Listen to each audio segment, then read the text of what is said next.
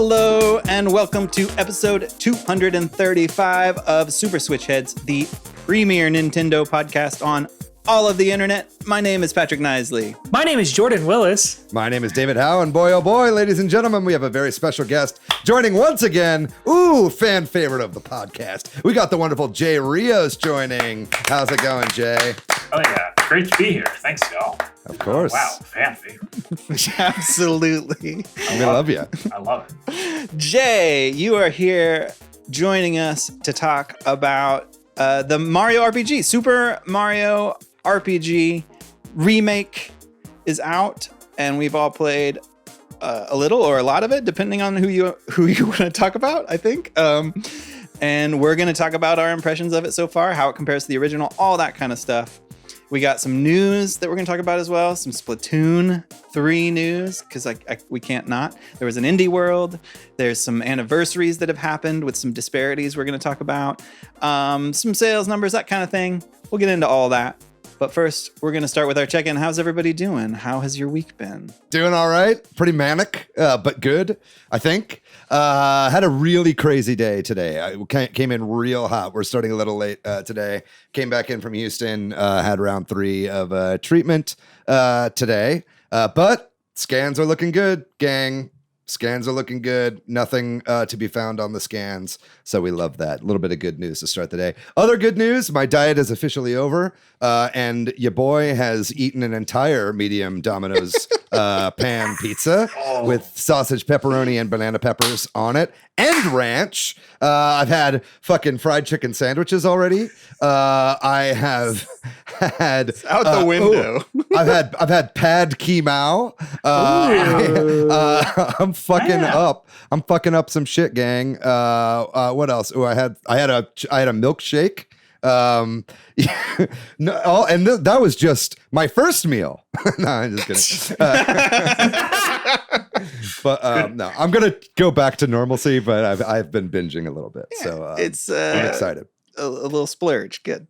Yeah. I just wanted to get that out of the way. So, how about you, Jordan? Pretty good. Started production on a feature film that I'll be shooting cinematography wise, finished a music video. And then also I got a call that we're going back to work. So officially, Wow. set actor strike is over. They're figuring out how to get us back in. So I'll probably go back probably a week from today. We're recording this on Monday, 11/20/2023. So pretty excited about that. And then this past weekend, met up with David, had some karaoke. Oh yeah, we did. Yeah, that. I was like, you didn't even mention the karaoke thing. Dude, I'm not gonna lie, I got very drunk at that thing. That was a ton of fun, man. Like just starting the night singing a bunch of butt rock, and then then eventually the Saga Begins by Weird Al Yankovic. Yeah, just great vibes. it got to a lot of Beatles by the very end of it. I think you had already gone at that point. I don't know. I forget exactly what point you left, but it was. We ended up getting a private room at Common Interest, and that was a blast. I had a really good time. Thanks so much for coming, man. Oh yeah, dude, that was a lot of fun. And then the rest of the weekend I was like helping a friend make another music video, like stop animated. So he just needs a lot of like little. It's involved process. It's hard to do with one person, but anyway, so pretty good. Just trying to like wrap up all these projects before I go back to work. So I just keep rolling with that energy. But your cup suddenly overfloweth with things to do after like so long with no work. Like this is like you finally figuring out how to bake bread as soon as the bakeries open back up. I know. Yes. It's like, oh shit. But I'll take it because this is gonna be a shortened season, so I don't know exactly how long we're gonna be filming. So it's good to have like that kind of stuff to be able to make like a new reel and have that as well. So that's kind of my main goal, is to make like a new film reel for myself. And all these projects are kind of like building towards that main goal. So anyway, how's everyone else doing? I'm doing fine. I haven't had any crazy big things. I haven't done karaoke or anything, so I don't have much to report. I'm just. Did you eat any pizza? I have eaten pizza. Yeah, let's go. What kind? That's true.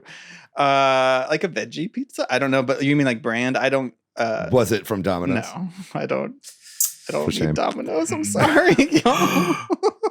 I'm leaving. Wait, you don't eat Domino's? I'm out. Did you just say that? Should I cut this? We need to cancel Patrick. It's the truth. I mean, if somebody hands me Domino's, I'll eat it, but I don't like get Domino's. You don't like Pizza Track it? Y'all, have you ever seen me post one in our Domino's? Yeah. I try to keep my mouth shut about this topic. Wow. You forced me into it. Nobody forced you to say anything. You pinned me down. Changing the subject. What I have been doing a lot of is just chipping away at the game I'm making, Monochrome Heights, which it's slowly coming along. And I have a little bit of time off this week where I'm going to be trying to work on it. And if this is like a call to action begging of people out there, but if you have a Steam account and you haven't yet, please look up Monochrome Heights and wish list it. The Steam page is looking a little bit better these days. It's not done, but we got some nice stuff there, and I'm working on it. So, but that's mostly what I've been doing is I do that at night, every night. What about you, Jay? What's going on with you? No, I've been pretty good. I had a pretty intensely busy month or two. I was moving, I had a wrestling show, and then I was helping my girlfriend out with this art gallery thing she was doing over the weekend. Was it part of East? Yes. Yeah, it was. Oh, cool. What was it? I mean, she's a sculptor, so she had like sculpts and rings and like really cool jewelry on display. So yeah, no, it was really cool. Now I'm just kind of like settled in, and now I need to unpack. Take a nap. I tried to decorate a little bit, as you can see. So we're getting there. So yeah, it's looking really, really nice. Video viewers will already know how nice Jay's place is looking right now. Awesome. Well, last week we did an episode on Mario Kart 8 Deluxe with the final DLC coming out. We got lots of great comments as always from our Discord. Swampy Southpaw kind of reacted to some of our discussion again about WarioWare. KSBOKC said they wouldn't mind if Mario Kart became Mario Kart Infinity with just kind of updates all the time. AV said Mario Kart X Enter the Wonder Flower. Wild idea there. The game's already pretty chaotic. I don't know if we need more craziness, but who knows? We also talked a little bit about AI last week. So over on the Discord, that sparked some conversation with KSBOKC, Final Fantasy, Cool Uncle Vince. Cool Uncle Vince also kind of broke down some like eras of racing games, like casual versus simulation and stuff like that, which was fun.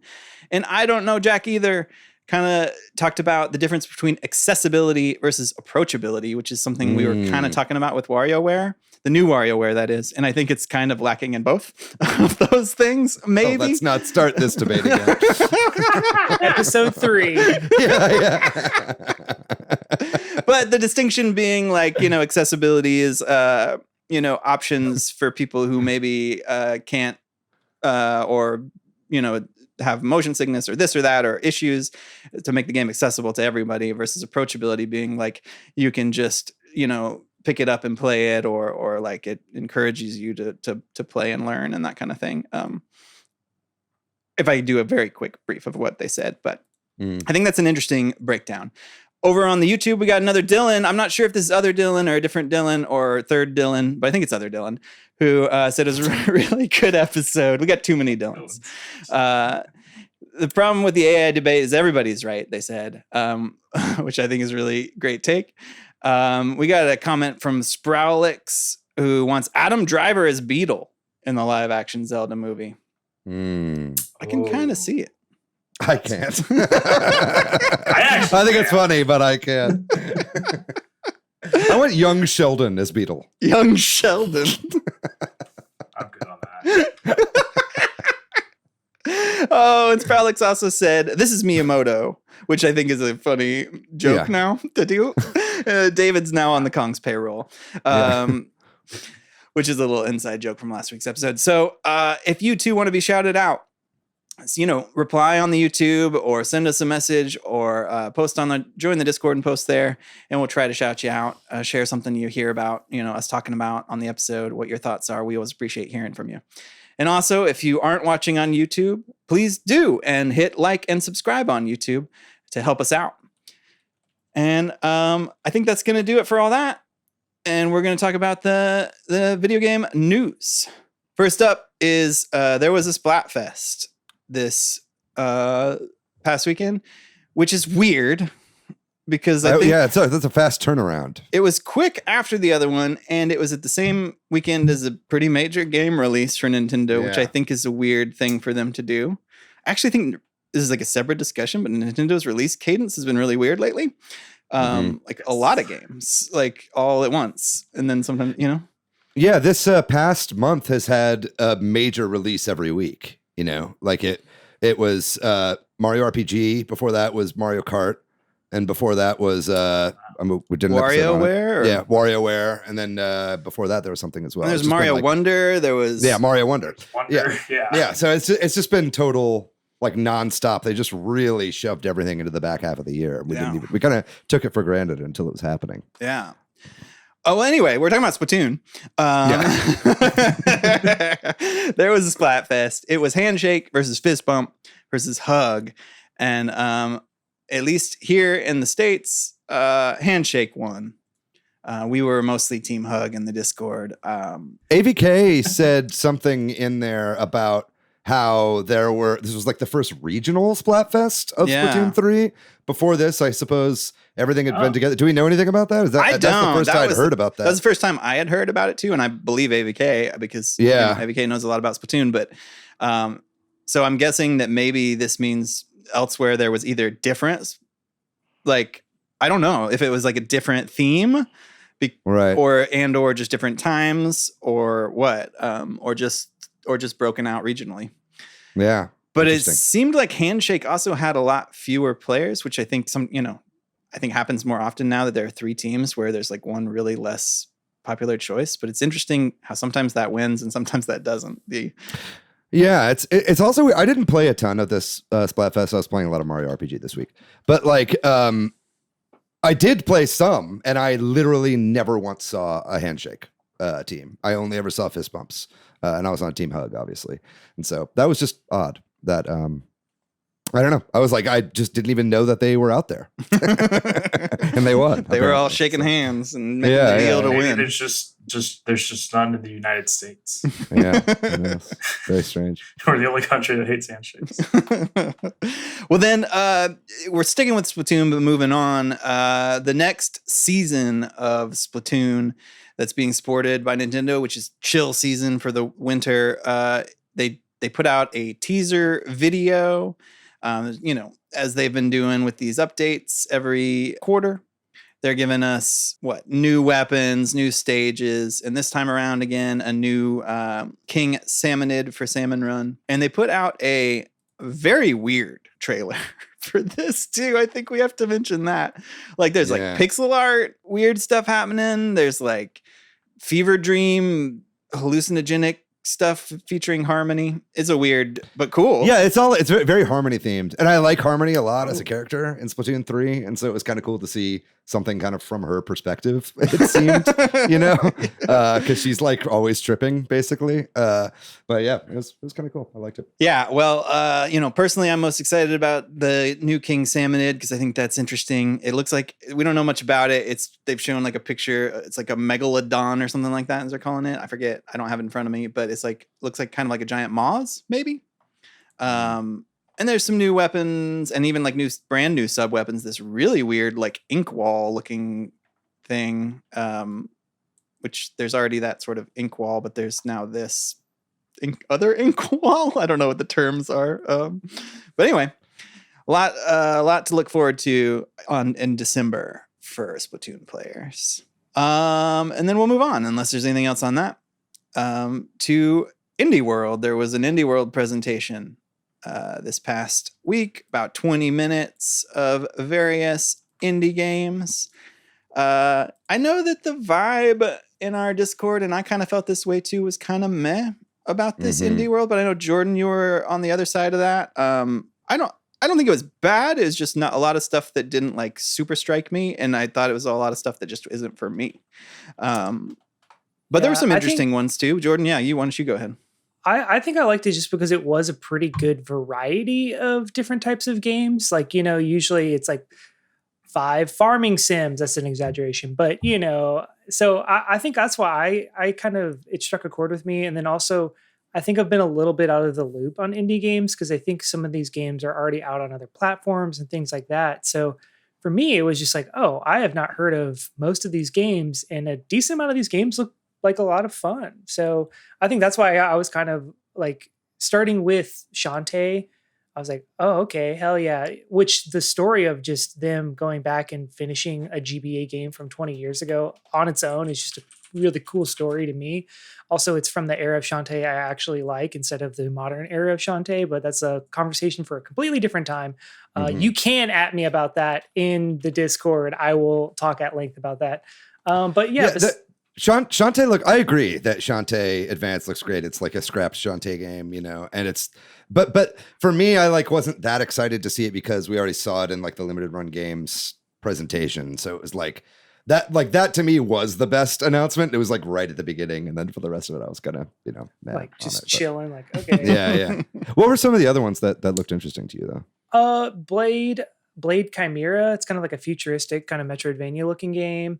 Backpack Hero, which I ended up picking up, and I'll talk about later on the games that we've been playing. Star named Eos looked pretty interesting to me as well. And is that the game? There was another game that was like with like Polaroids, and anything with photography in the game, I'm always like pretty curious to see how they take that concept. As a photographer myself, that is a photography one, I think. Yeah.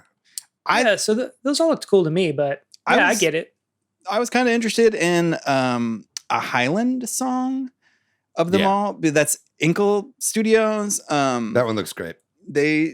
I'm partly like drawn in just because it's Inkle, and Inkle makes ink, which is a narrative or a like dialogue tool that I use to make games. So like I'm like, oh, what are they doing with their tool, and interested. It also kind of has like a rhythm element, which I thought was interesting. Yeah, the rhythm stuff looks cool. Yeah, that's kind of what has me most interested. But did you guys watch the Japanese Indie Direct? I did not. No, I didn't. It was like pretty much 100% different. There were like a couple games that crossed over, like Star Named Eos. That's what the game was called. Backpack Hero was also in the Japanese one. But they had tons of games that looked really cool that I feel like American audiences would have loved. It seemed like it was like there were way more in the American one that would have been nice for Japanese audiences, and then vice versa. So it's really weird why they split them up. But like Toaster Ball is a really interesting kind of like volleyball type game where you play as toasters, which looked like really fun and simple. The Gecko Gods is a 3D platformer where you play as a gecko, and it's like a puzzle platformer. That one looks really, really pretty and awesome. There was a game called Enjoy a Family Restaurant that was briefly shown in like this sizzle reel at the end that got a whole segment in the Japanese Direct. And Little Kitty Big City is a game that where you play as a little cat and you run around. It's on the Switch. And I was like, why wasn't this here? So yeah, there's some cool stuff.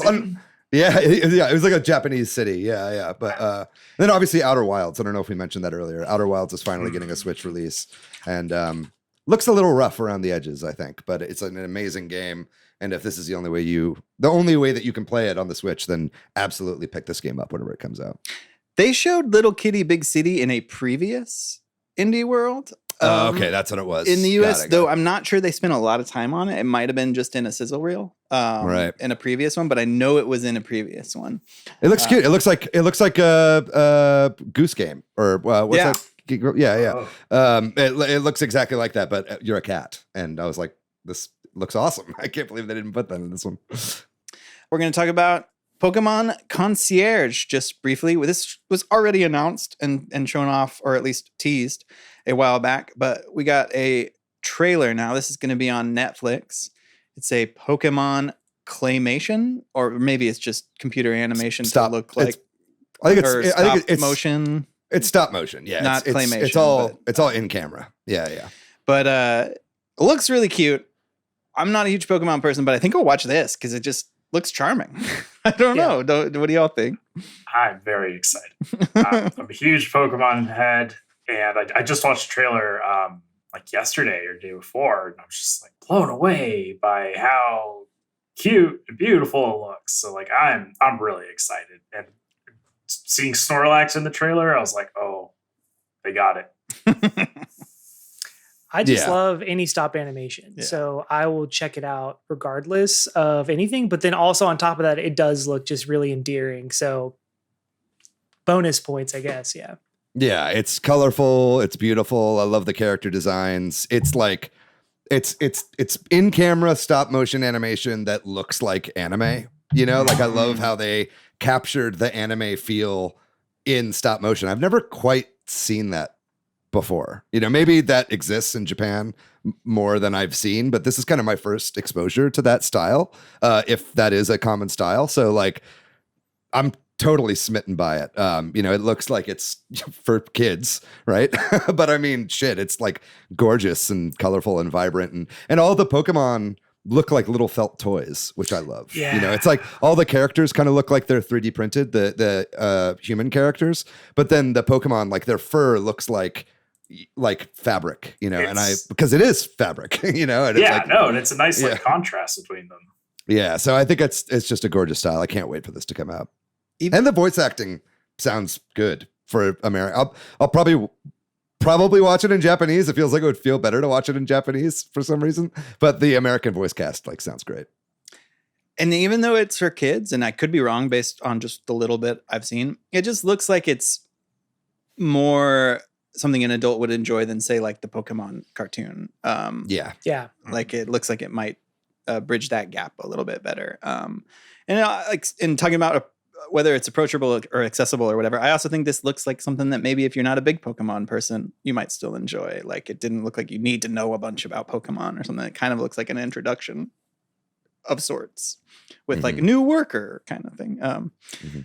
But anyway, we'll move on to talk about some 25th anniversaries. First up, we're going to mention Half-Life, the Valve game.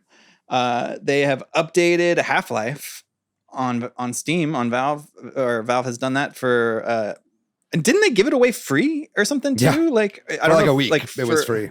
Yeah. As part of the 25th anniversary, they gave it away free for a week, but they also have updated the game and added new maps and some like a documentary that you can watch. Yeah. They just a few things that they did for Half-Life's 25th anniversary is they released a full hour-long documentary on basically the history of Valve and the creation of Valve as a company, and then the creation of Half-Life, this like seminal piece of first-person shooter game play.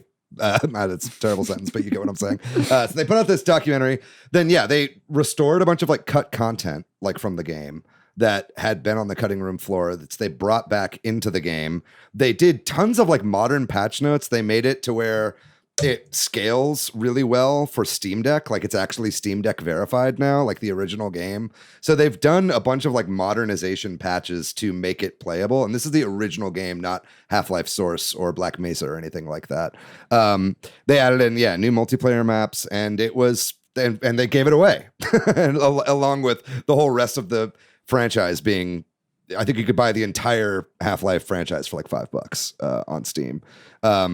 And it's just amazing to see, like just looking at like the patch notes, it was like so long of all like the little things that they did. And it was like, man, this is like how you do a 25th anniversary, you know? And I was just really blown away by that. We can talk about the other 25th anniversary that is, I think, today. November 20th. Which is Ocarina of Time. And Nintendo did nothing. But I don't know that, like, I don't know that that's apples to apples and that's fair. But it does. I just thought it was a funny dichotomy there. They put so much work into this. And then I saw the next day, everybody on Twitter was like, it's Zelda's Ocarina of Time's 25th anniversary. And I was like, oh.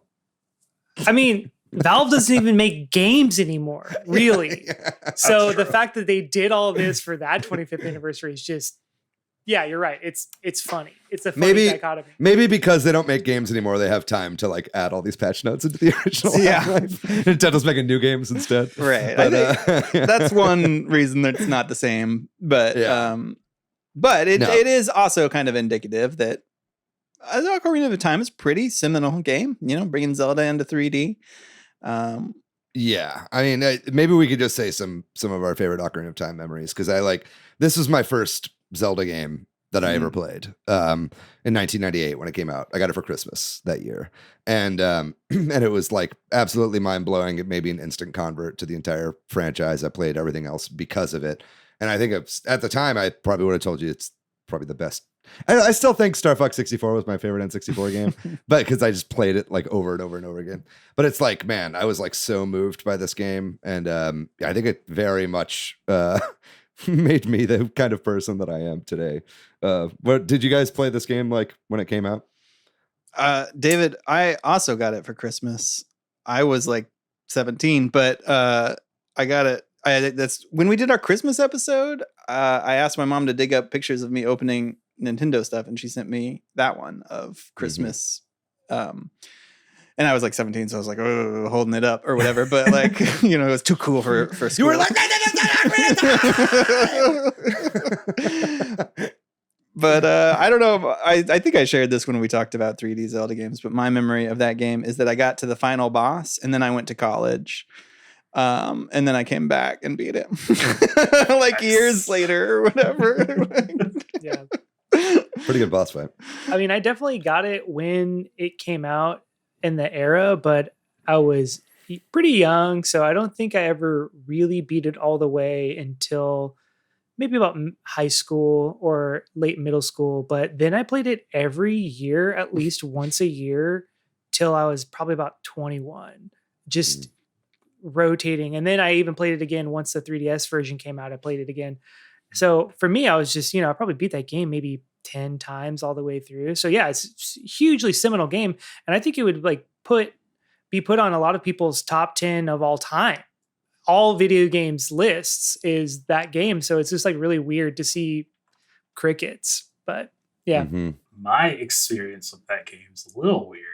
I remember playing it when it came out, but I didn't actually buy it. But I got obsessed with Majora's Mask because a friend lent it to me. He lent me a strategy guide, 100%ed all that stuff. I don't remember what happened. I just never picked it up. But then in college, I played it on the Wii Virtual Console. That was my first time beating it. And yeah, it was just one of those times where it's just like, I see why this is known as one of the greatest games of all time.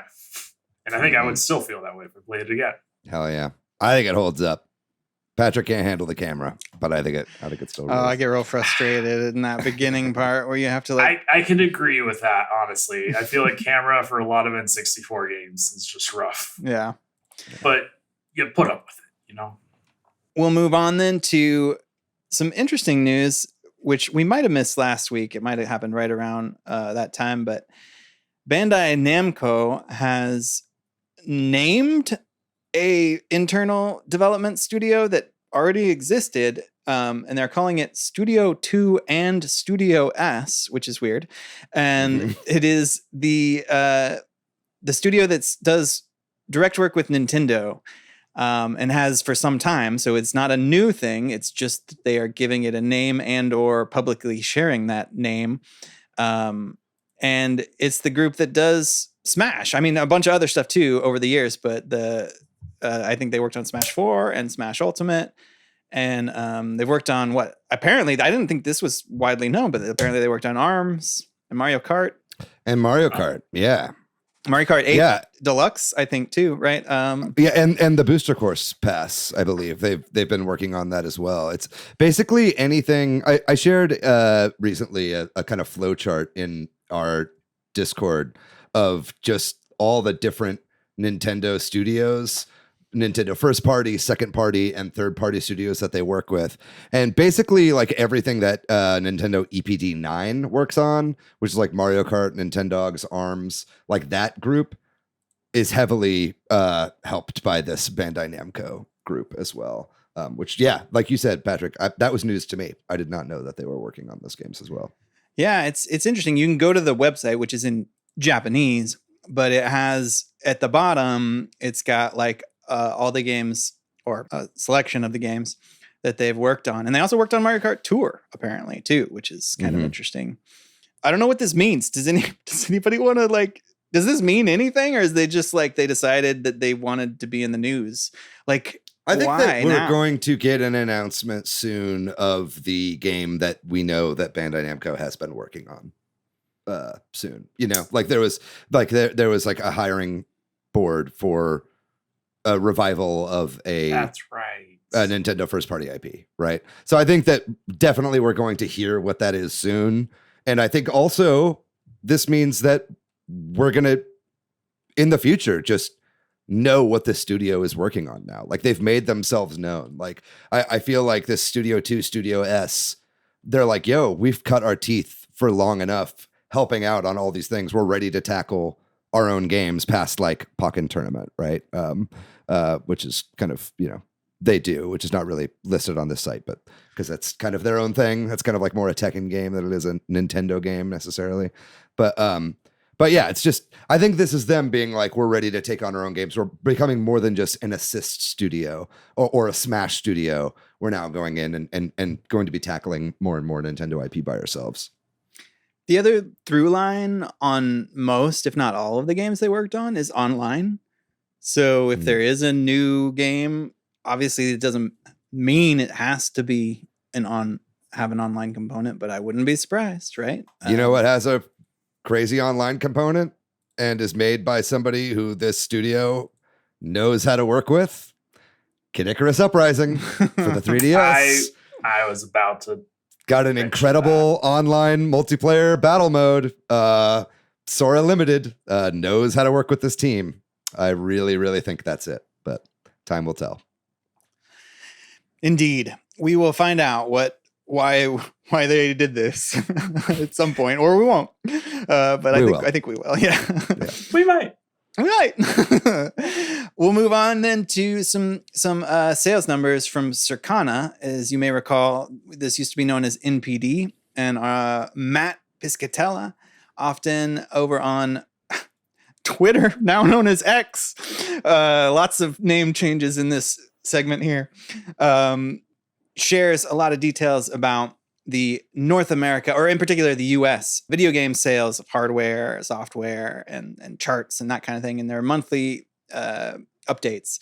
We don't always talk about it, but I think there's a couple of interesting ones this time around. We'll start with Mario Wonder is for October sales, the number 2 game. And as always, whenever we're having this conversation, there's an asterisk next to every first party Nintendo game, and that is that they don't report digital sales. So it is entirely possible that if you add the digital sales, Mario Wonder would have outsold Spider-Man 2 in the US. We'll never know unless Nintendo wants to give that info, and we'll never know. So I think that's interesting that it did so well. I bet also there's also that same asterisk, but this is interesting.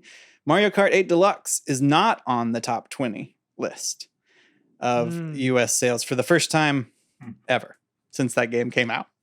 Yeah. That's wild that it was on there for so long. I think he did the math and said that it was like 78 months or something. I don't have it in front of me. An insane amount of months of that game being on the charts. And again, I think he even said it could have been if with digital sales, we'll never know. Or maybe that's somebody else that said that, but like wild. Also weird that happened on the month when the final DLC came out. Yeah. I mean, I think people are buying it digitally too, you know? I mean, I think all of the bundles have it digitally. It's not like that counts as a physical sale, right? You get a digital copy of the game with it, right? Yeah. So, you know, I mean, that's it. I mean, a lot of people that are like Switch normies, you know, or like new Switch owners are buying games physically also, you know, they're getting them as gifts and being like, here is also a game that you can also unwrap for your birthday. You know what I mean? So it would make sense to get it physically, but I think we'll see a huge uptick in that either way at the end of this year. Yeah. If you're interested in following sales stuff, that's always check out Matt Piscatella's stuff. He's got lots of interesting details that are worth looking into. But I think that's going to do it for that, and we'll move on to just briefly. I don't know if there's any big news around this, but Super Mario RPG, it came out this past week. Reviews are pretty good, honestly. Like an 83 on Metacritic, if you care about that. But yeah, for a game that is a Super Nintendo game that doesn't add much more past it looking better, that's pretty good. Like it is. It shows the quality of the original game and how good it stands on its own to this day, and also just shows the quality of the work that they put into it, right? If they had added a whole brand new full campaign, that score would probably be higher, right? But they didn't, and that's not necessarily a bad thing. It just is what it is, and it's $60, but we'll get into that. Yeah, there's a lot more to talk about, obviously, on this one. I think most of that we should save, unless there's anything else news related anybody wants to mention. We'll call it here, and we're going to take a short break, and when we come back, we'll be talking all about Super Mario RPG.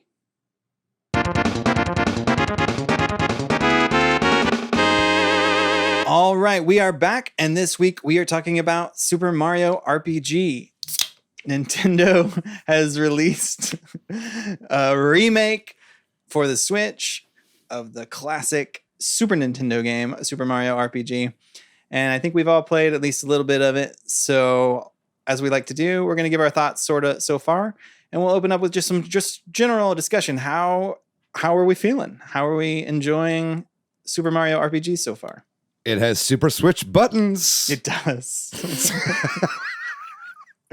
Wait, what? It's got Super Switch buttons. A lot of people have been noticing the Super Famicom button layout colors for modern games that are coming out as proof that they'll be cross-platform. Anyway, I don't know why I snuck up. No, that was one of the first things I noticed too.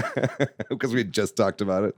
Yeah, but I'll start. Jordan, I'd love to get your take on this, and obviously you, Jay, as well. But as someone who has started the original Super Mario RPG, but never even beaten the first boss, like many times, I just always lose interest immediately. I've actually been playing this game a little bit. I have 3 stars right now, and I'm really enjoying this game. I think it's fantastic. I think it holds up pretty well in a lot of ways. And I think in other ways, I'm surprisingly realizing how thin an experience it is.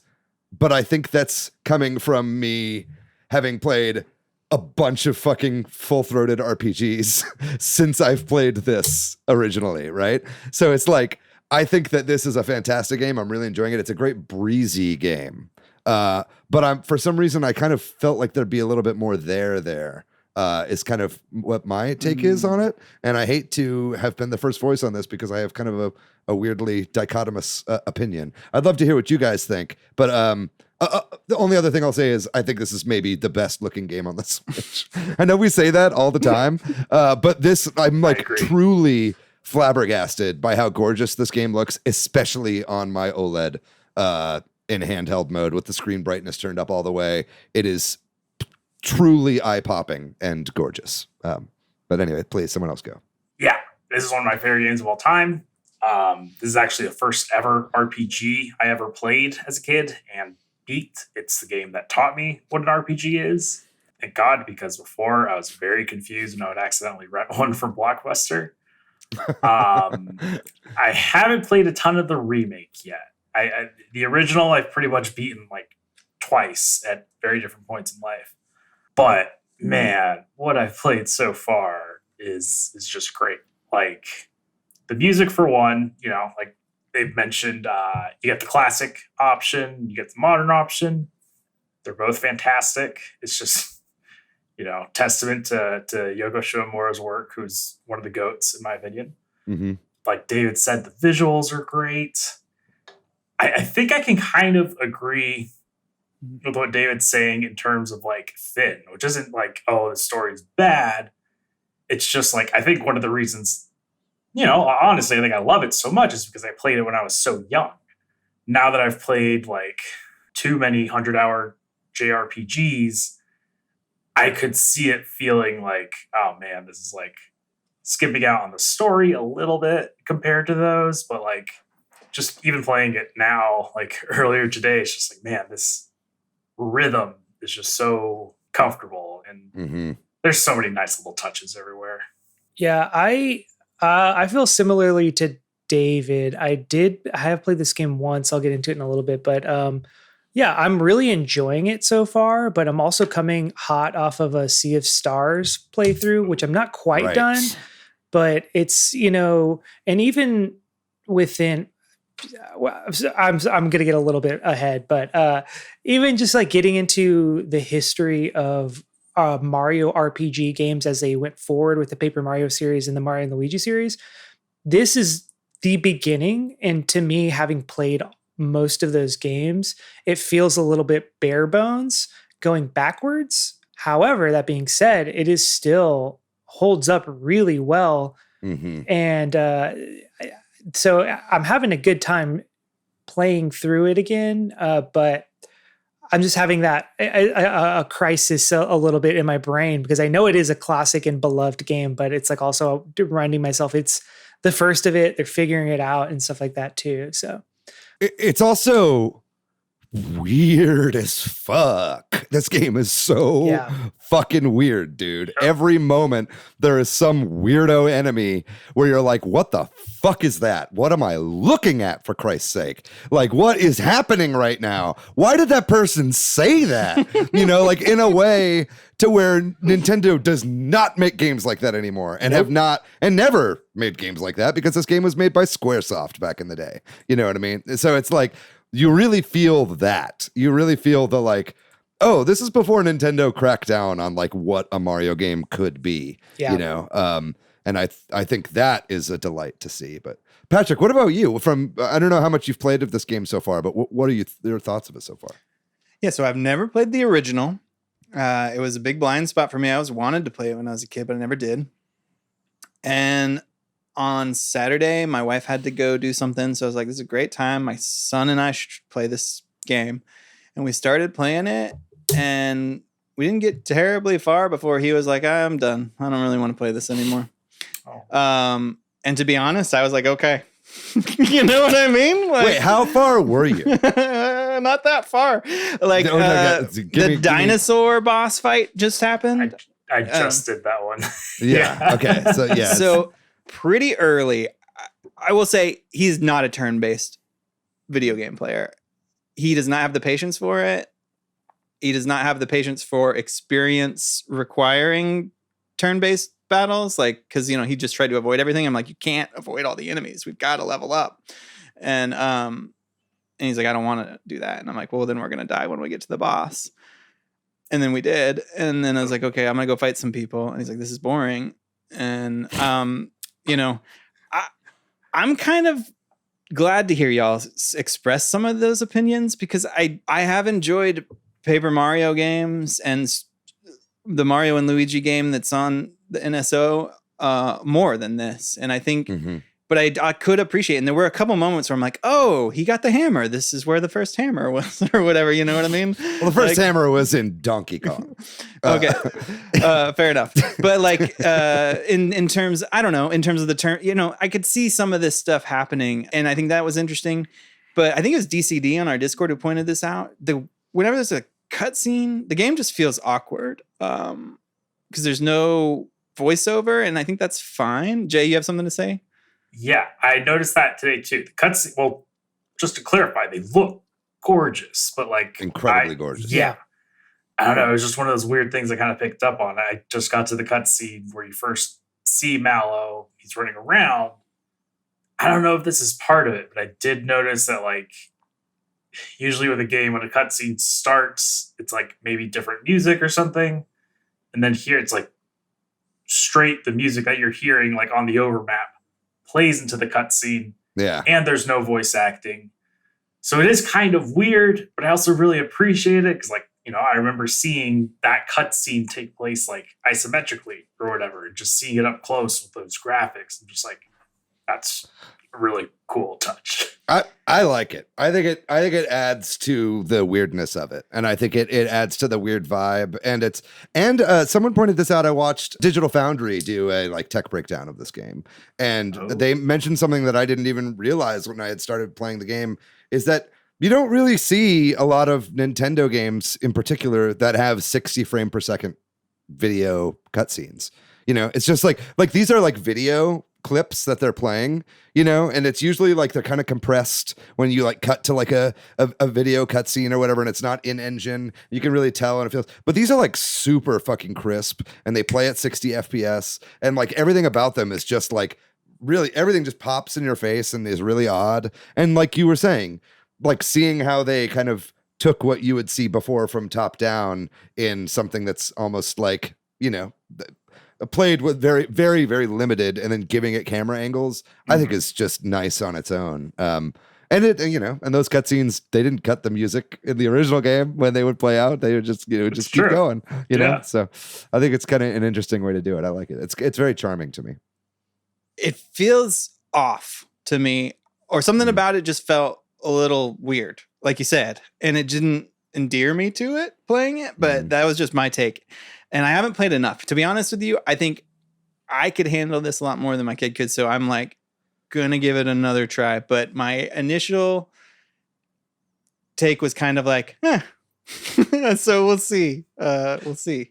You stopped playing where I've always stopped whenever I played this game on Super Nintendo. I think it's it's an easy place to quit. Yeah, it sure is. And the game like gets much better very, very soon after, I would say. And it's like the beginning of the game like moves pretty fucking quick. Like like you get the first three like I'm like I think I'm 3.5 hours, maybe 4 hours in, and I've already got 3 out of 7 stars. You know, wow. So it's like, you know, nice. I don't know if I'm skipping whole parts of the story, and maybe that's why I think the story's thin, but it's like I'm just like when I beat an area, I just move on to the next area, you know what I mean? And it's all moving pretty quickly for me.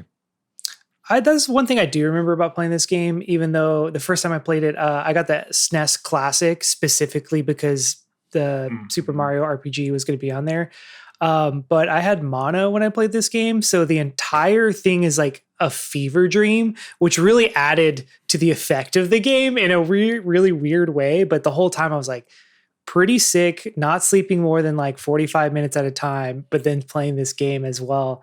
So I don't know, like I feel like the weirdness is pretty cool, but I'm like about 3 hours in and I got 2 stars.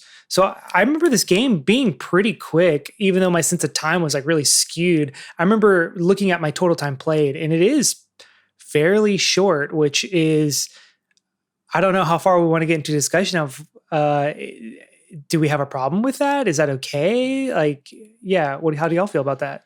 $60, I think, is the main problem I would have with it. Maybe not. I don't know.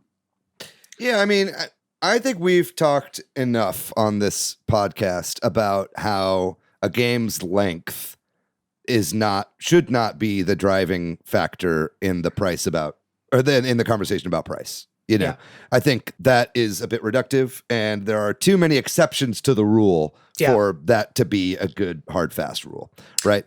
But that said, we are starting to enter this era of Nintendo remaking Game Boy Advance games and Super Nintendo games with great graphics, and they look really sharp on the Switch, but are mostly just those games again that we would buy on the Virtual Console for $8 or $10. You know what I mean? And yeah, they look better, and yeah, they're snappier, and yeah, the soundtrack sounds amazing, all re-recorded and everything.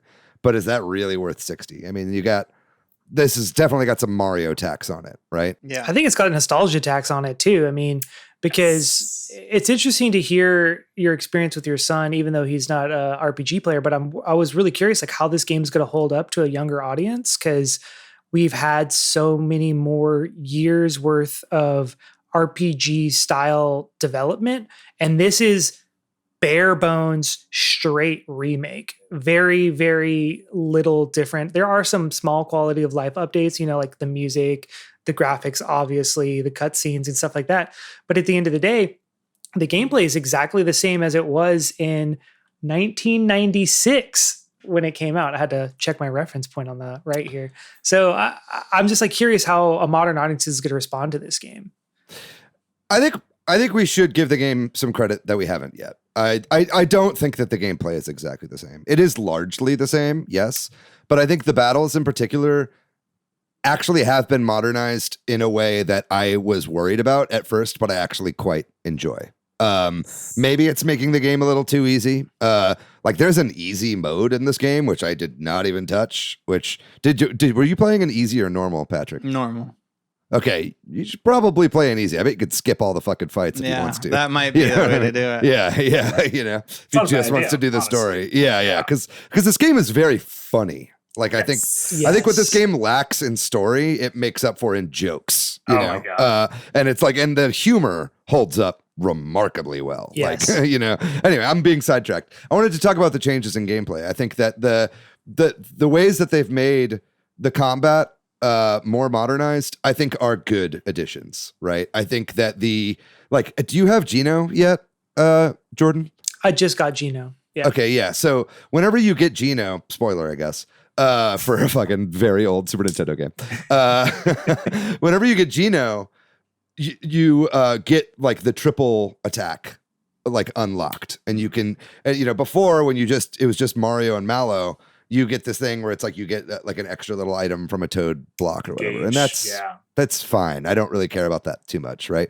But whenever you get Geno, all of a sudden you get this like awesome little cutscene that plays out and you get this big attack that like hits a single enemy target, right? And all of a sudden that like gauge that you fill up actually feels like it has a really good purpose. And also, dude, the splash damage that you get from like nailing the timing, I think is a really good addition to the game. Actually, it does make the game easier, but it makes battles more fun. Yeah. No, that was kind of the main thing I noticed, like playing it, I guess today and yesterday, was like, oh shit, I didn't know the stars like bounced off to the enemies. And yeah, I think it kind of makes it more streamlined. It doesn't feel like I'm being raw. I mean, there's not a huge challenge, but it doesn't feel like I'm being robbed of like the baseline challenge of the game.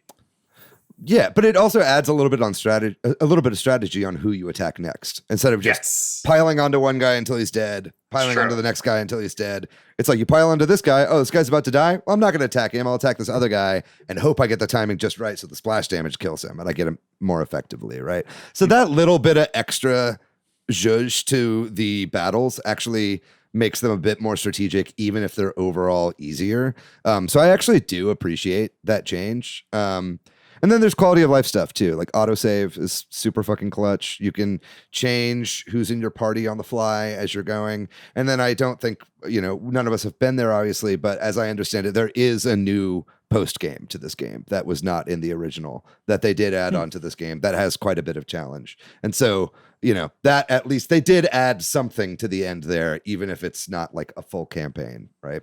So I just wanted to make sure it got the credit for the changes that it made other than the graphical overhaul and the audio changes. What about the gameplay though? Do you think that the gameplay holds up on a base level of the turn-based style? Like, are we enjoying it, or does it feel like just a means to get to the next joke or something? I don't know for y'all. Like, I'm curious. Are we enjoying battles? Yeah, like, again, it's not like an incredibly hard game. It's definitely not as much strategy as I'm used to with like modern RPGs.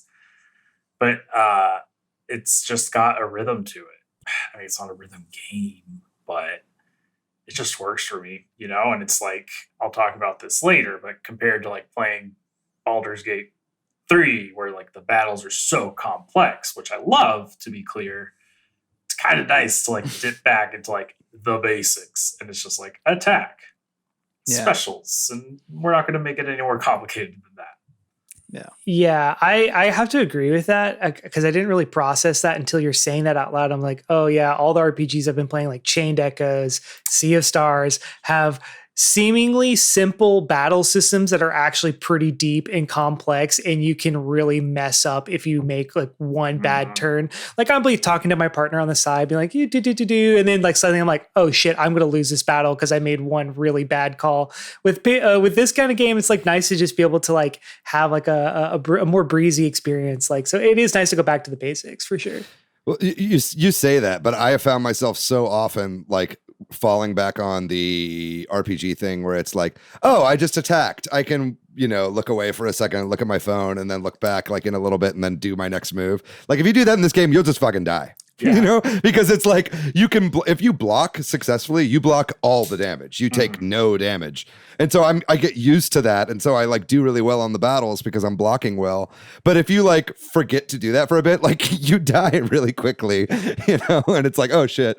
So I do like that you have to stay active in it. I just have to kind of retrain my brain after playing a lot of turn-based RPGs, right? Even Sea of Stars, which is a lot more, they're slower battles, and that you get in and out of the battles really fast too. It's like everything is kind of automated, it's like whenever you like finish a battle, there's not like a press A to say you're done. It just like kind of takes you back to the main screen, and then another enemy will just run right into you and then start hitting you immediately. And you're like, fuck, I put the controller down for 5 seconds and I've like finished a battle, got into another one, and then Mallow died, like, so it's kind of like a little unforgiving in that way, which is, at least a little bit of a difficulty added onto it if you're not paying attention. Yeah, I do like the button press stuff. I think that keeps you engaged. I think it adds some challenge because you got to get that timing down. And so that's why I think that I might enjoy it a little bit more if I come back to it, but I haven't quite gotten to it. And we have some notes here about like movement, like the world map and fast travel and stuff like that. I'm kind of curious what y'all think. I think the world map is kind of cute, that they kind of have like a Mario world map rather than, other RPGs of this era, which might have like a world map where you kind of wander around where you couldn't really do that much anyway. So I don't think there's anything lost there. Was that in the original? Mm-hmm. Yeah. I kind of don't love it. I think that's part of the reason why the game feels really thin to me, to be honest. It feels like there's not Very much linear. reason to go back to any place once I've already beaten a boss from that area, right? And the bosses show up like really fast. All of a sudden, I'm like, oh, I just beat a bunch of random scrubs and now here's the boss and now I beat this area and it's just done all of a sudden. You know what I mean? And it's like, you can go back to the old place and talk to the people and they're like, you saved us, and like see how like the town is different, but the game keeps pushing you forward. So it's like, you kind of like don't really feel the need to go back. Whereas other JRPGs would like make you go back through the town and like kind of hand feed you that story a little bit more. This kind of is just like, it's cool, just move on, and it's like, and it rewards you. You get items and stuff if you go back. It doesn't feel like you really should necessarily, but yeah, it definitely makes it feel more linear, right? Like, especially because do you ever go back in a 2D Mario game? I mean, unless you want to replay a level, you don't, like it's, so it does have that, like, I'm going on. Yeah. I mean, this is kind of like an overarching thing here, but I mean, what you said, Jay, about how this was your first JRPG, like that is how this game was designed. This game was 100%. designed like basically they released Dragon Warrior here, as Dragon Quest was released as Dragon Warrior, and they thought it was going to be huge in the US because it's like the biggest game ever in Japan. And then it didn't do any numbers. And they were like, fuck, we got to figure out a reason to make kids buy Dragon Quest games in America. And that's like why this game was made, basically, And so it's like, it is so purposefully simple and stripped down for that reason, Well, maybe we can talk about the art, because that is the big glow up here. I think that the visuals, there would, like David outlined, the gameplay changes and there's some music changes, but that's where I think that updated art made me think there might be more to the other changes, but by itself, it's really nice, right? The game looks great. I don't know. Is there anything else that we have? I kind of already talked about this, but is there anything, I mean, just the big change. It's not pixel art. It's not sprite based anymore, right? Yeah, it was doing the Donkey Kong Country, like pre-rendered thing, like in the original game, right? And this does what I honestly hope they do going forward, which is remake Donkey Kong Country games like this. Yes. You know what I mean? Like, just take the original character designs like they did in this game. They made them very faithful to the original renders and just made them actually real-time 3D. And it looks incredible. Like, this is honestly, dude, this should be a blueprint for what they do for Donkey Kong Country remakes. Like, I would love that so much, right? Because I feel like this is showing that it can be done. But it's, dude, I think the lighting is like mind blowing in this game. Like I've never seen a Mario game with as good of lighting as in this game. Like it's got like the shadows and the reflections. Like when you're in the sewers, the Kiro sewers, you guys been in that area? Not yet. No. Yeah, it's like area 2. It's like right after the first area. You go into it, and it's got this like dim lighting, and Mario goes in and out of the lighting, and then the reflection from the water and everything. Like I was blown away. I just like wasn't prepared for this game to look that pretty. Yeah, I don't know. Because of that, though, there are sometimes in the frame rate chugs, but yeah, that was my one thing. I did notice some frame rate chugs. Not quite as bad as like Link's Awakening vibes, but did notice that. But I would say like the one thing I felt like was missing was, there a lot of these remake games. You can literally turn like, I'm trying to think of a couple examples like the Monkey Island remakes. The Halo remake, you can literally press a button and it'll pull up the old graphics. The Tomb Raider one that's coming. Yes. Oh, yeah. And then you can push a button and it goes to the new graphics. Yeah. And then you're like, which is which one? Yeah. In Tomb Raider, not so much glow up. But I really would have appreciated that here because the remake is pretty faithful to the original feel of the original game. So I would have loved something like that. I mean, I did appreciate the option for in the music, you can switch to the modern or the classic. And that was great. So I've gone back and forth just to kind of hear the differences in that. And I love that they included that, but I wish they would have included that for the graphics as well. That would have added value to the game as well. I think so. And it doesn't seem, it's a grab and slap, right? Yeah. Well, I mean, it's made in Unity, right? So it's like they would have to figure out how to port those screens to Unity in a way that like works with it, So I feel like that would not be a grab and slap. That would actually be pretty complicated in order to figure out how to make that work. But something about the backgrounds you were talking about, like the original game had it on like tiles, and it would just be like kind of a blue background where the playable area would cut off. This game actually fills that area in with shit, which is great, but it almost kind of works to its detriment because it makes it feel more confined than it should. Where like before it was very clear this is as far as the play space is. Where now you're just like, oh, but I want to go there. Right. So I found that to be a little odd. It's I definitely agree with all of that. I think for me, a big thing that I'm really loving, like one, there's a sense of humor to this game that I think is very much based in like physical comedy. Mm-hmm.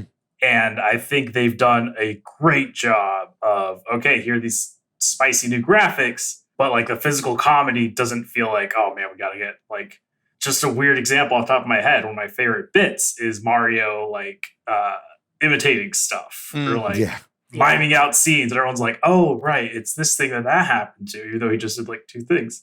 Yeah, it has like the same. I don't know if it's like cutting out frames or something. But it's just like, man, like I think that's what it looked like in my head as a kid, kind of thing.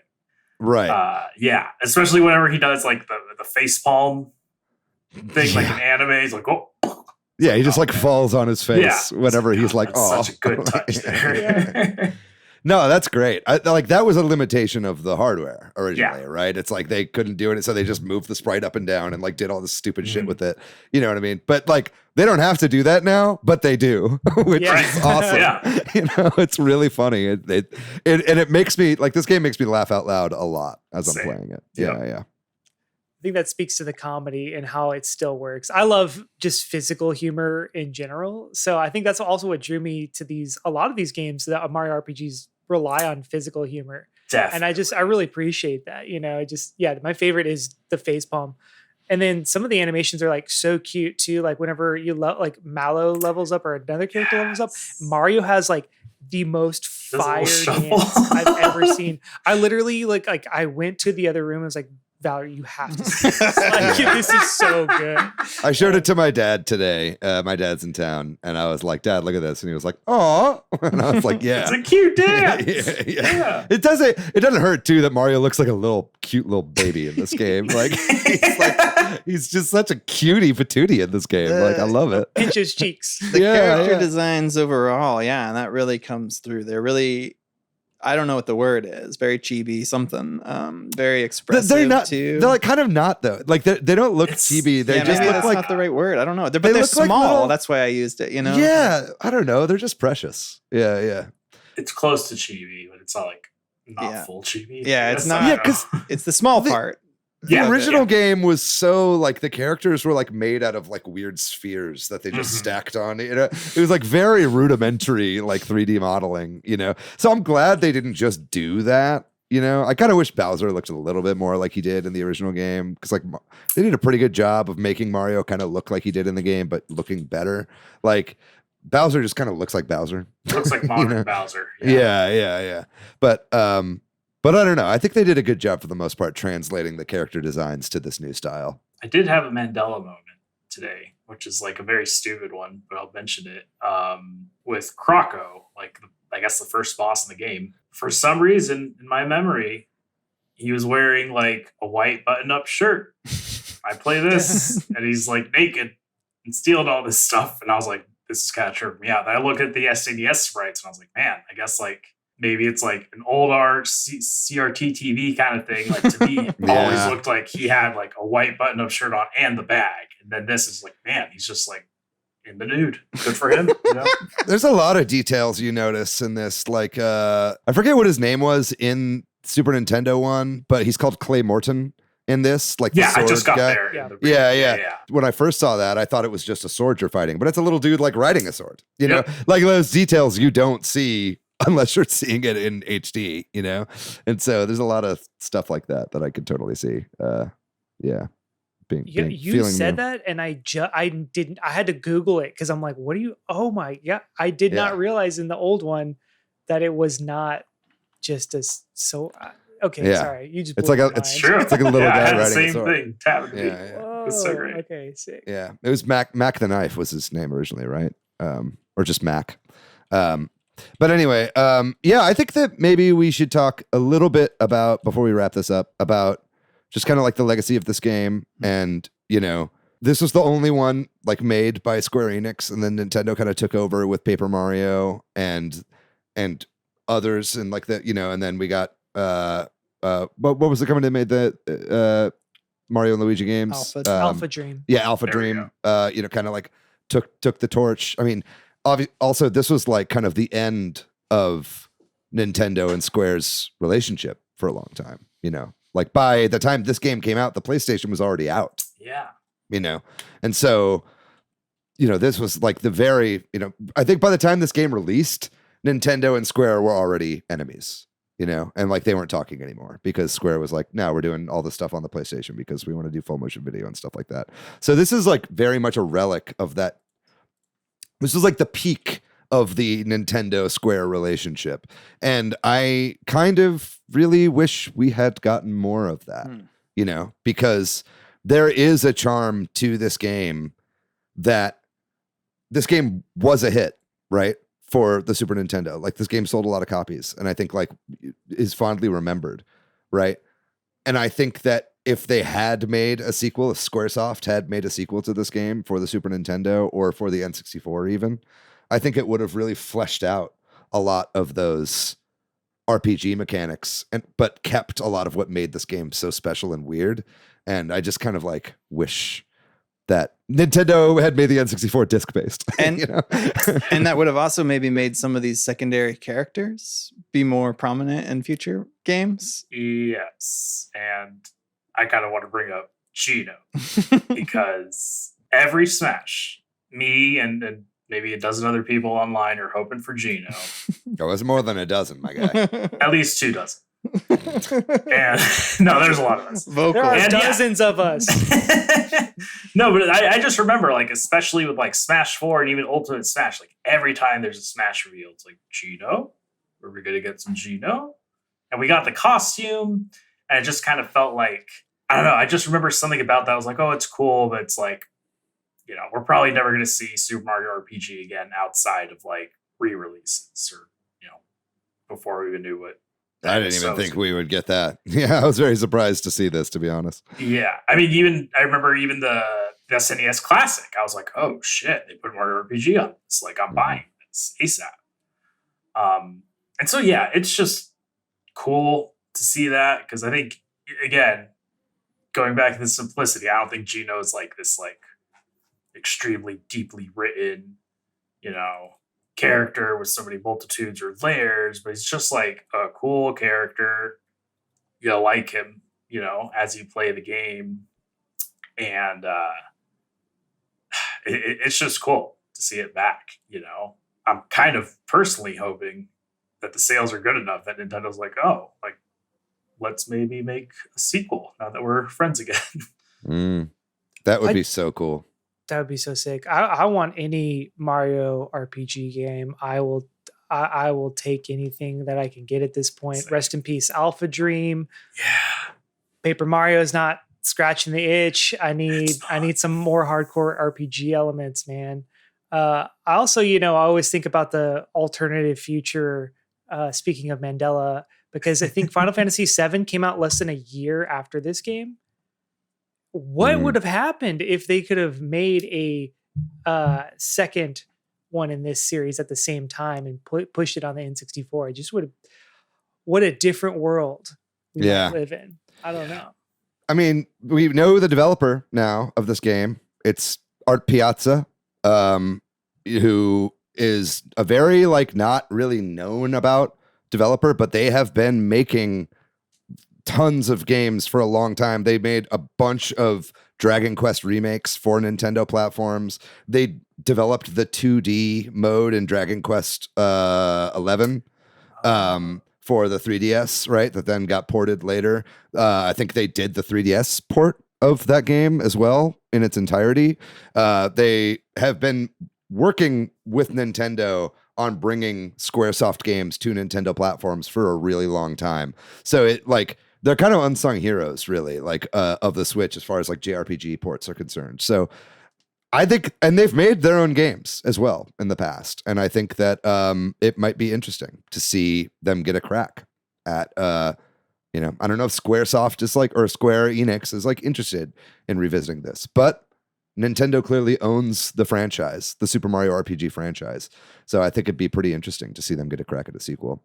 Last thing, what do we think about SNES games being remade like this? This game didn't really have a sequel. So it's like if they did what we were talking about earlier with Donkey Kong, I would want Donkey Kong 1, 2, and 3 in a package for $60. Or they new could get away with this or something. Or right. I don't know. Right. But I mean, we're getting Mario versus Donkey Kong for $50. Yeah. What do we think about remaking GBA games, Super Nintendo games, stuff like this with a fresh coat of paint? Do we ultimately think it's worth it? I kind of fall in the camp of I really like what Capcom's been doing with the Resident Evil remakes. In particular, 2 is one I played a lot of. And they kind of take the original game, but modernize it beyond just updating the graphics. And I kind of like that style of remakes where it feels like how you remember the game playing, but when you actually play them side by side, they could play very differently. So, for me, if they're going to remake some Super Nintendo games, number one on my list is always going to be Super Metroid, even though everyone says it's sacrilege to remake that game. It's perfect. Don't do whatever. It's 10 out of 10. I would love to see a remake made by Mercury Steam in the Dread engine with the gameplay updates of, the melee combat kind of stuff and just update it a little bit like that and maybe even shift the world if they felt like it felt right. Something like that would be really cool because I really did enjoy their Metroid 2 remake, which was the game in the series that needed it the most. So for me, I think if we're going to be remaking these Super Nintendo games, I just want a little bit more. You want to shake them up a little bit. Yeah. Yeah. Fair. I feel the same way. I haven't spent enough time with this. I probably should spend more, but the fact that I kind of was okay bouncing off of it is I think because of what we're just saying, which is it looks better, but it didn't feel like I enough to me. Like it kind of felt thin, like we said, the word that, and like watching the dialogue and stuff just kind of felt like, oh, they didn't even add anything here. So I think Jordan said it well. So I'll just agree with that. Yeah. Cool. Yeah. No, I'm kind of on the same page there. Like, again, I'm loving this, but I can totally like, just to use a super weird example, I don't know if this really says much for it, but I think back to the Pokemon Brilliant Diamond Pearl remakes, which I think are kind of essentially similar. Like it's just a bare bones remake with updated graphics. Yeah, but those graphics are ugly as fuck. Yes, Yeah. I think This game is gorgeous. That That's game fair. looks like dog shit. That's fair. Yeah. And yeah, like I guess kind of similarly, like they did add some new stuff. I think some sort of new campaign would have been better. Yeah. But then I also think back to like if they remade Chrono Trigger, and people said this, the 2D HD 2D. Yeah, like I think that would be incredible. You Yeah. know, just the base Chrono Trigger game. But that's also like I feel like a different RPG than this. So I think it's good. Yeah, I just don't know how I feel about the price point. I don't regret it, but I can totally understand why someone might feel like not so great about it. I guess in my mind, I'm just like, it's a remake, so I feel better for paying that price than if it were like just like Super Mario RPG HD, you know? Yeah. I think they should only do this with the pre-rendered Super Nintendo games. So let's get the That's Donkey fair, Kong. too. Let's get the Donkey Kong trilogy. Let's get Uniracers. Let's get Clay Fighters. Oh, Clay Clay Fighters. Let's get Killer Instinct redone. They are friends with Microsoft. Why not? Balls Oh, it's- 3D. Anyway. Anything else before we close this down? I do want to show something off. Hold on. Oh, okay. Nothing too crazy, but I found an old shirt of mine while I was starting to unpack. It was like a college shirt. It does not fit anymore, but just to show my love. Hey, we got, for the audio listeners, we got Mallow and Gino on a Very cute old little shirt. t-shirt. Yeah. I should not have, but I kept it. Nice. Very cool. Well, then I think this is going to do it for our talk on the remake of Super Mario RPG. If you're out there playing it and you agree or disagree with anything we said, we'd love to hear from you and your thoughts on it so far. So do let us know. And with that, we're going to take another short break. And when we come back, we'll talk about the other games that we've been playing recently.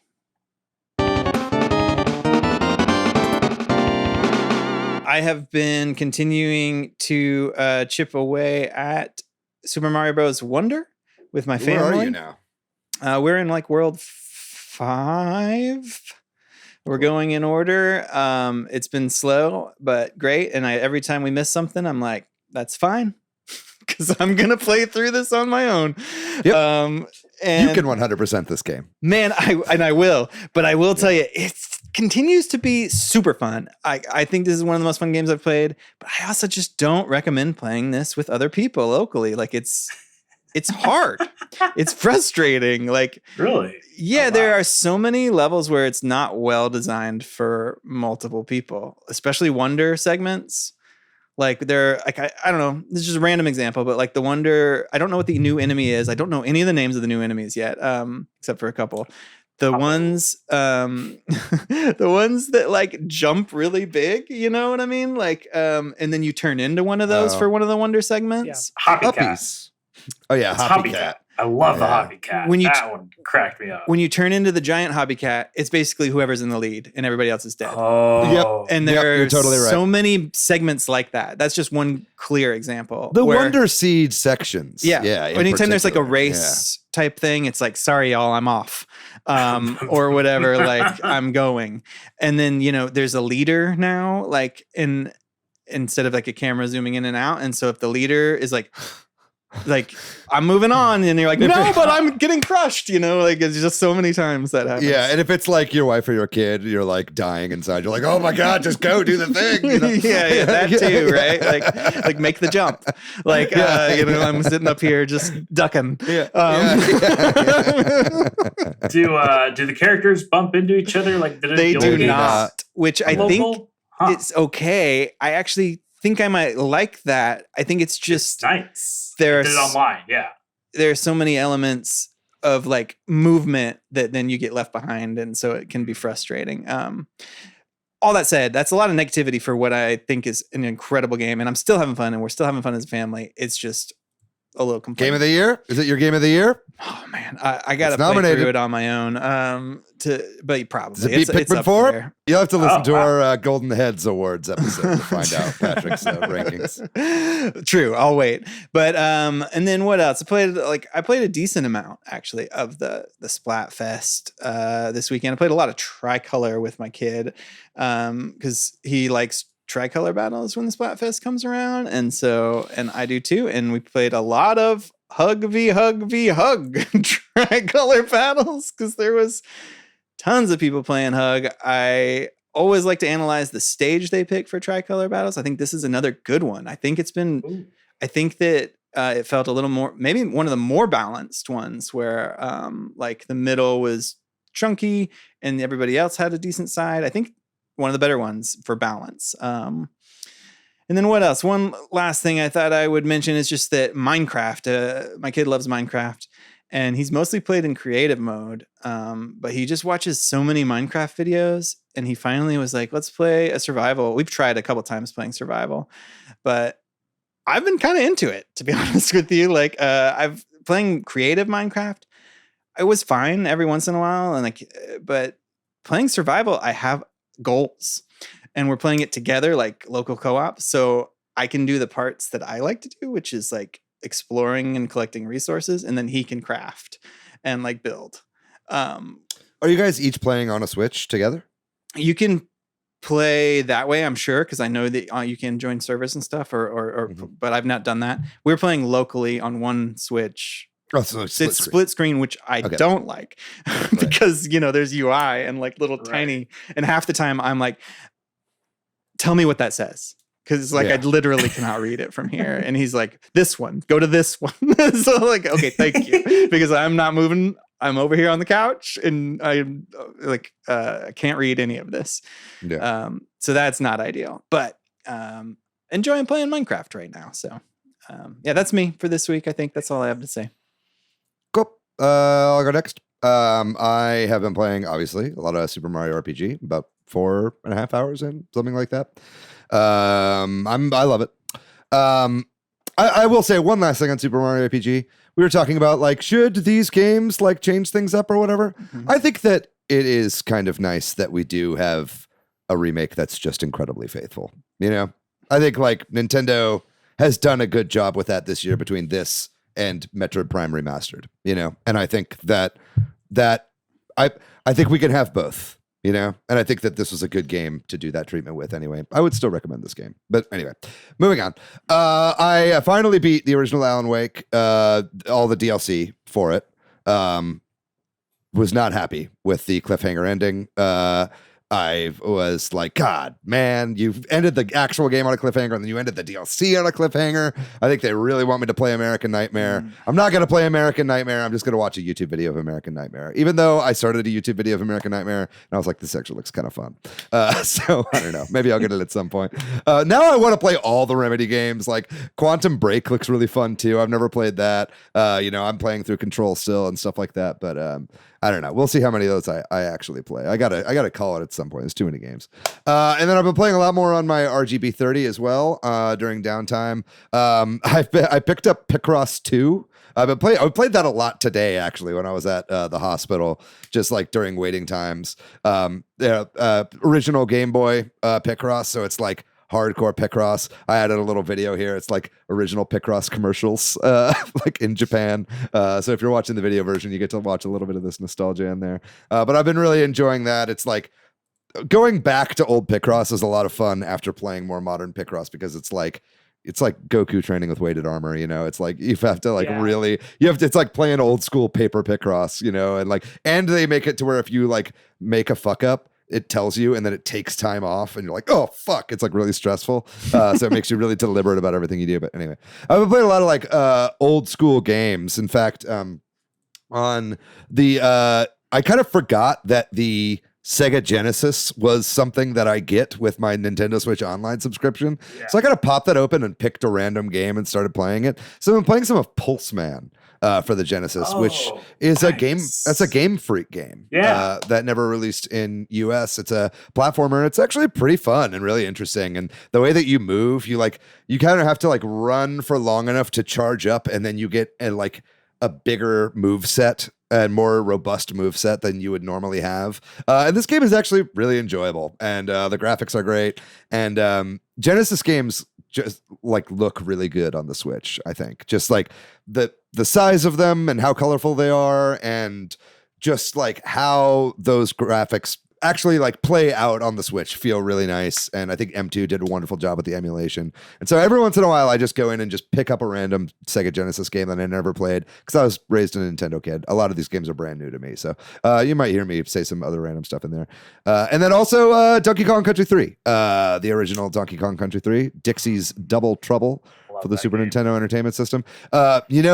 Playing Mario Wonder really made me want to go back and play Donkey Kong Country 3 again. I think it owes a lot of Mario Wonder owes a lot of itself to Donkey Kong Country 3, and the variety of its gameplay and just the weirdness of a lot of the situations. I also added old school commercials for all of these. So if you're watching, I hope you're enjoying this. It's a very strange commercial. But man, if Donkey Kong Country 3 is unjustly maligned. I think everybody always talks about how this game is terrible because Donkey Kong Country 2 is so good, but I really think it might even be the best in the series. It's really good. Probably not, because 2 is perfection, but 3 is really, really good. And I think the most Mario Wonder of the original Donkey Kong Country games. But that's what I've been playing. Sorry for going long there. Jordan, what about you, man? What have you been playing? I've been playing a couple games, Apex Legends as always, and I'm just going to skip right over it because I don't know if I still like the game, but I still play it. And we're moving on. Risk of Rain Returns came out. It's what is this? Yeah. It's like a remake of Risk of Rain. I kind of didn't really understand what it is, but it's the 10th anniversary of the original game. So they developed a new version with just basically updated graphics. They added the weapons from Risk of Rain 2 into the original game, and then they updated the multiplayer to be completely online. Originally, I think it was local only. So if you wanted to play online with your friends, you had to get on some sort of intermediary software, or I think Steam has its own version now. Yeah. But now it's just completely online. So I had a couple friends in another Discord pick it up, and I was like, you know what? It's less than $15. I'll take a shot because I like the original one. I had fun with it, but it's not fun a lot playing with yourself. And so this game is great. I'm really enjoying trying to get good. It is very difficult. Risk of Rain 2, I enjoyed, but it is so difficult. Sometimes I had a really hard time getting super far into it. Something about just being on a 2D plane just makes more sense in my brain. So many Metroidvanias. So I've been enjoying that. Has a ton of characters too. I think they maybe even added new characters. It's just a really beefy version of the original game. So that's pretty cool. Cool. I also started some of the, I realized I don't think I played DLC pack 5 or DLC. And so once the 6th one came out, Valerie and I were like, well, you want to just play through these 5 and 6 levels for the DLC for Mario Kart 8. So yeah, we over the weekend, we just sat down and played every Grand Prix from DLC pack 5 and DLC pack 6 and really enjoyed it. Love the toilet level. I was hearing y'all talk about it last week. I was too cluttered of a bathroom. They need to clean that bathroom. I just love things like that section where it's draining and you drive down the drain and then it's all dirty, and I was like, this is great. This is such a cool environmental storytelling in this game. Whose bathroom is this? Is this Mario's bathroom? Anyway, I just loved it's it. Miyamoto's. Yes, I was gonna say that's Shiggy's bathroom. But so that's been a lot of fun. I was trying to round out my Sea of Stars playthrough before Mario RPG came out. Didn't end up happening.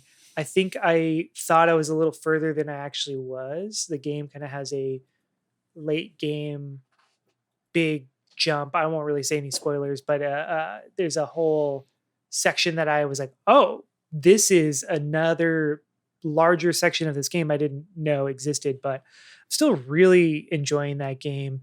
I love the battle system. It is just engaging enough, but then not just simple enough as well. Because sometimes on Chained Echoes, I was like, dude, I'm getting so like pressed on this battle right now. I'm getting so frustrated until you have to completely change up your system and your skills and da da da da.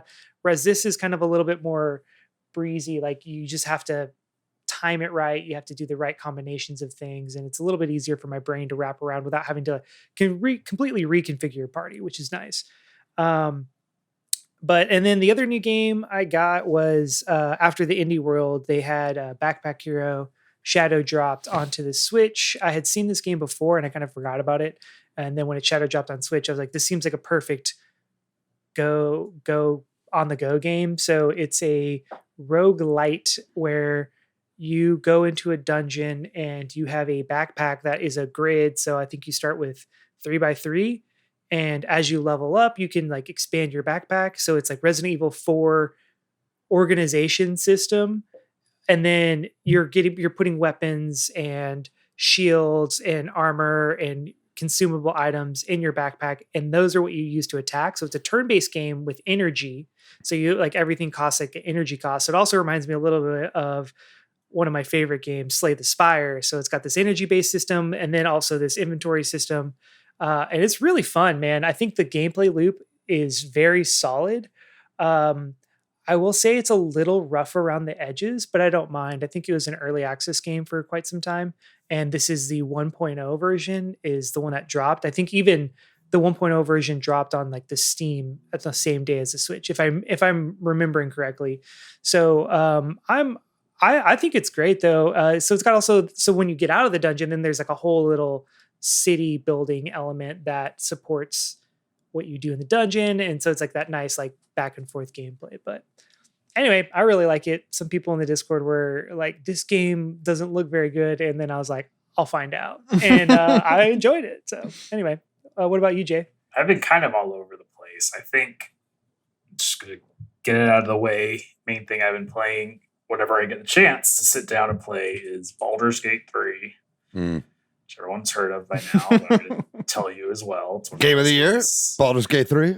Oh, man. If Tears of the Kingdom didn't come out, it would be an easy game of the year. Mm-hmm. I am really stuck between the two. Like, it's so funny. Like, playing Tears of the Kingdom, I was like, nothing's going to top this. And then I was like, let me try out this Baldur game. It's just, I won't ramble too long, but like, I think Tears of the Kingdom expanded my mind in terms of like, oh, this is what you could do with gameplay in a video game. Baldur's Gate 3, like, it has really good gameplay, but it's like the narrative. It's not even just like, oh, is this a good story? It's like everyone, anytime I talk to someone about like, oh yeah, I did this thing, something is different. Like, oh, I killed this enemy first, and then I never even met like this person, or, you know, I had a romance with so-and-so and got broken up with this person. It's just great. I'm going to leave it at that because I can keep talking. Besides that, Mario Wonder, I'm on very slowly. Patrick, I think I'm on the same world maybe as you are, the underground fungus stuff. Yeah. That's the one. That game. That's the one. Yeah. I'm not a huge fan of that world, but otherwise, I still love it. It's really, really well done. Fantastic game overall. Oh, I would definitely want to give a shout out to World of Horror, which I have been really enjoying a lot. Yeah. It's crazy. Like, I kind of thought, I knew it was going to be like an RPG. I kind of figured it was going to be like, like maybe you get like small RPG campaigns, but it's actually like a roguelite RPG, which in my mind would not work. But you definitely need like an hour or so just getting used to like the menus. But once you figure it out, it's like, oh, okay. And then it just does a really good job of telling you how it works. Every enemy is like extremely fucked up looking Junji Ito art, which is really cool. Sick. Yeah. And then you're like, oh, like this is how like a roguelite RPG could work. So it's like a rare game of like like if I'm on lunch break, maybe I'm just like, oh, I just want to play an RPG for like 30 minutes. And it actually feels like, I don't know, just like a shorter thing. And it's just really good overall. And then I haven't gotten too deep, but I also started Decard Nation, which is, I really just don't know how to describe it other than just like a very narrative heavy game. Kind of feels like a Black Swan, Perfect Blue kind of story. It's not a visual novel. It's all pixel art, but it's just like really cool. Some weird puzzle stuff. Some pretty messed up looking things happen. So yeah, nice little roundabout of games I'm playing. Nice. Awesome. Well, that's going to do it then for our episode here on Super Mario RPG. Thank you so much, Jay, for coming on and talking with us. We really appreciate it. Thank you. Yeah, it's an honor to talk about one of my favorite games of all time. It's always a blast being on here. I think I'm getting close to the 5-timers club, if I'm not mistaken. Nice. Let's go. I'm expecting a jacket. Embroidered 5. Spoiler, you don't get a jacket. I'm getting a jacket. Best I can do is a high five. That works too. Yeah, that's good. Thanks also to MilkyWay.co, who does our website, and thank you to Corduroy for doing our music. If you're looking for me, Patrick, online, you can find me in most places as PDYX. I am on the internet at Boardan, mostly in the Discord, on Instagram. And you know what? Hans did it last week. I'm going to plug my letterbox because I've been really logging all my movies this year. I think I'm one movie behind literally right now. So you can follow me on Letterboxd, also at Boardan. I'm pretty much everywhere on the internet at Monolith Fiji. And what about you, Jay? Where can people find you online? I'm definitely a big part of the Discord. Find me in there. Got a little nice little Wario picture going on. I don't really post on there much. I am on Twitter. I'm never going to call it X.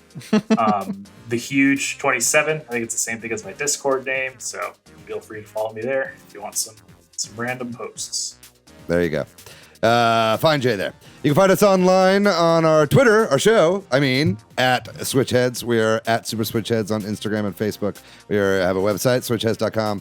And you can join our Discord and our Facebook group. We'll have links to both of those in the description of this video or audio, wherever you listen to it, on Spotify, Apple, YouTube, or whatever. Make sure you like and subscribe on YouTube as well. That's going to do it for this episode, gang. We got another great episode for you next week. But we love Super Mario RPG, Sonic the Hedgehog, Donkey Kong 3. And we'll be back next week, so make sure you tune in. In the meantime, you guys know the drill. Stay safe out there. Be kind to yourself. Be kind to one another. Spend $60 on SNES games. And we'll see you guys next week. We love you. Bye-bye.